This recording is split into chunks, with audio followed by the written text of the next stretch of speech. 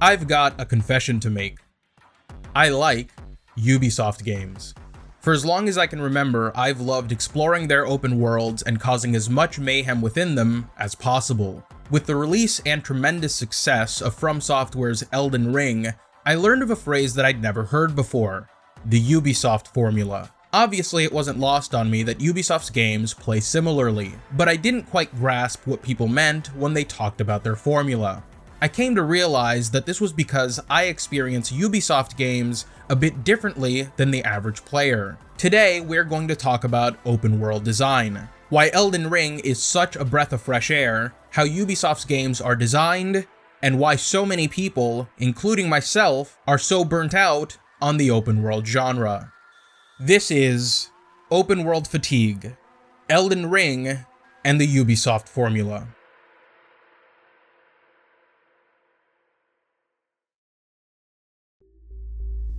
There is no game that has had as much impact on the design of modern open-world games as Far Cry 3. While it could be argued that everyone is still chasing the standards set over 20 years ago by Rockstar and Grand Theft Auto 3, it's Ubisoft's template that has permeated the industry. So, what is the Ubisoft formula? The Ubisoft formula is the sequence of objectives that creates their open-world gameplay loop. After an introduction to the game's characters and conflict, a Ubisoft game will open its world to the player and mark areas of interest on their map. These interest points range from enemy bases, loot spots, exploratory puzzles, and fetch quests. Exploring new areas on the map and cycling through their set of activities to gather resources for use during the game's main and side quests is how you play and complete an open-world Ubisoft game. Now, why did I not completely understand what the Ubisoft formula was when I first heard of it? This is actually quite simple. I play all of Ubisoft's open-world games with as little HUD elements as possible, and I rarely ever look at the map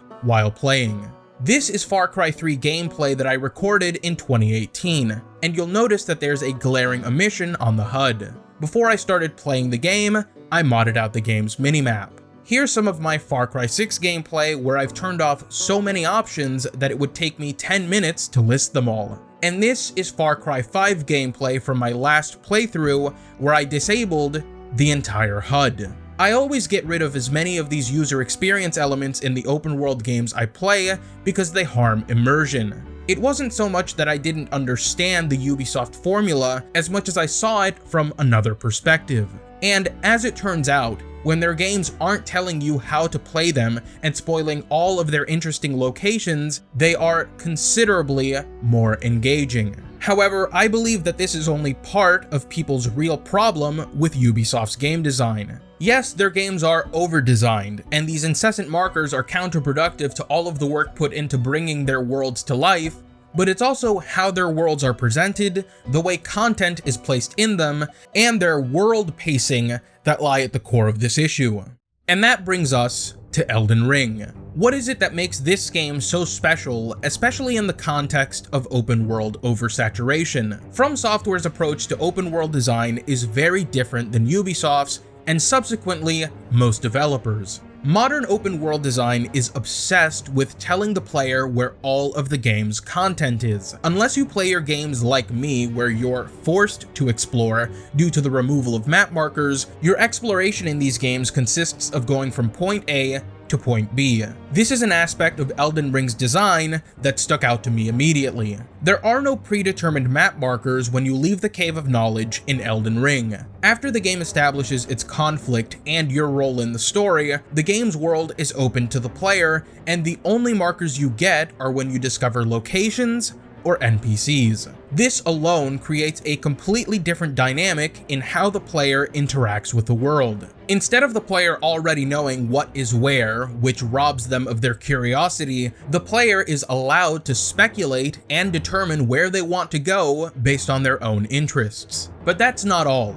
Ubisoft's games could do a system like this and still have the same problems they do now. What separates Elden Ring is that it makes the journey as important as the destination, with its inclusion of numerous immersion systems that simply don't exist in other open world games. Elden Ring makes you enjoy detours from your waypoint by littering its world with interesting and fulfilling content that is properly distributed around its map. This convinces the player that the world is alive, and that at any moment they could stumble onto a location that provides combat opportunities, lore, and rewards. Elden Ring's unique approach to side quests and the NPCs that give them to you is also paramount in making you believe that all of its content has equal importance. Far Cry 5 was the first Ubisoft game I played where NPCs talked about points of interest on the map. It increased immersion by making Hope County feel like it really had residents, and it was a new way to relay information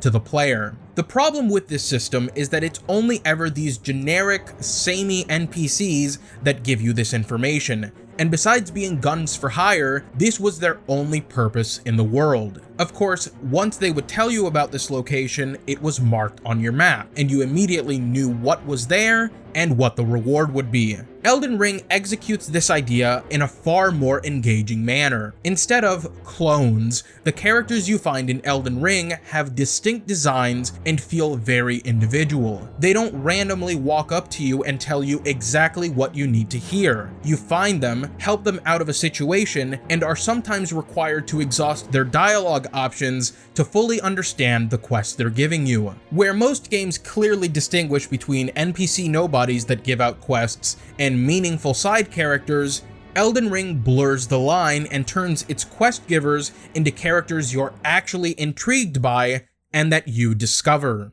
None of this is to say that Ubisoft and Ubisoft-like open-world games don't have interesting side characters, but due to how they structure quest delegation and the content of said quests, it makes their open worlds feel empty and like most of the things you do in them are insignificant. Every time a map marker is placed in one of these games, it's effectively telling you that everything in the space between you and the marker doesn't matter.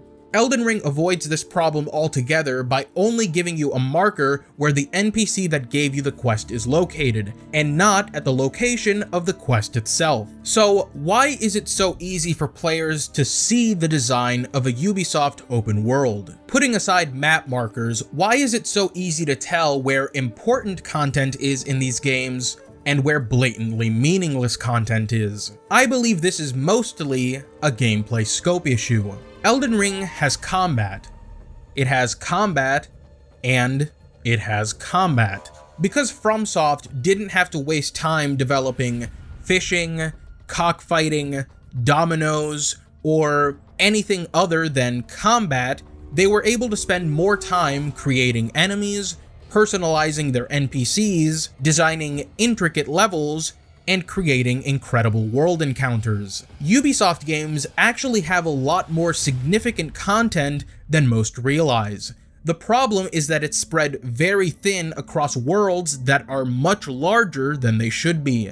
This is what creates areas of vast nothingness, and the game being forced to populate these areas with simple loot, as it would be impossible to fill worlds this big with that much specialized content.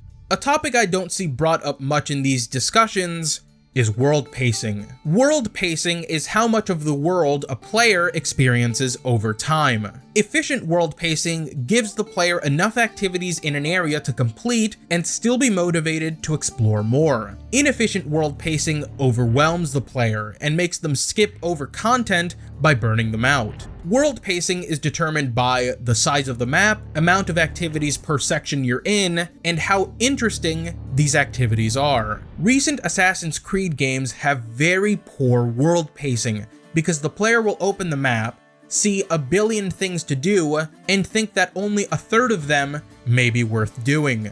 The player then has to calculate how much time they want to spend going around the map like a pinball. If they're not having fun this early into the game, then they're bound to get burnt out soon because the rest of the game is exactly like this, and they know it. World pacing is, admittedly, one of the most difficult things to get right in an open world game.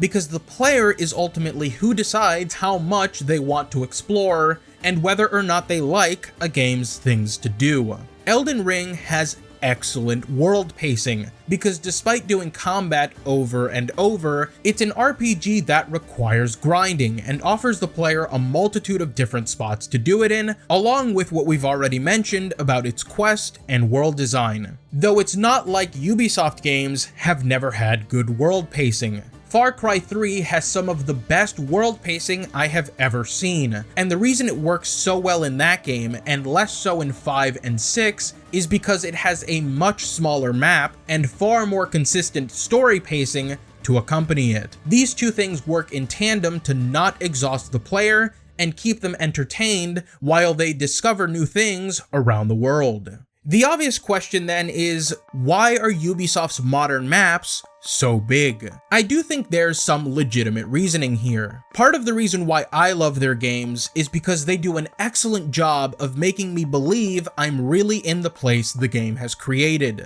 Size is the most direct way of conveying this. Hope County and Yara feel like real places because they are the size of real places, which allows them to showcase neighborhoods, factories, farms, jungles, lakes, and much more. There may not be a lot to do in these places, but there is a lot to see, and an element of digital tourism in a game is not a bad thing, especially when the game's characters are so culturally tied to the spaces they inhabit. The key is balance, and while some people enjoy the size of new Assassin's Creed maps, I believe these games are clearly imbalanced and alienate players who want to cut through the filler and have a much tighter experience. And this is why we are so tired of these games. They're not getting any smaller, they all have the same presentation, and Ubisoft's formula, as I mentioned before, has permeated the industry.